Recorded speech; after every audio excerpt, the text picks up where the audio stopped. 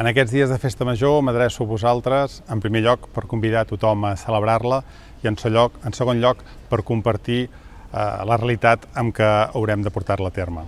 És una realitat que no esperàvem, aquesta cinquena onada ha estroncat la programació que teníem prevista de bon inici i s'ha hagut d'adaptar a les últimes setmanes. És per això, doncs, que a part d'aquesta crida a la participació, també faig una crida a la responsabilitat, a que tots plegats siguem conscients de que tenim un marc normatiu que hem de respectar, que és el que ens dona seguretat, que és el que han determinat les autoritats i que és el que hem de complir, malgrat puguem dubtar de la seva eficàcia o del cansament que puguem portar de tants mesos de mesures restrictives.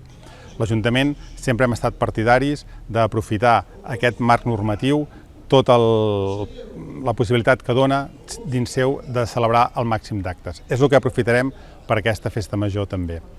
En aquest sentit, vull agrair la tasca de totes les entitats que aquestes últimes setmanes han fet un esforç per poder adaptar-se a aquesta realitat i especialment a deixebles per les ganes que posen a que tota la Festa Major sigui un èxit.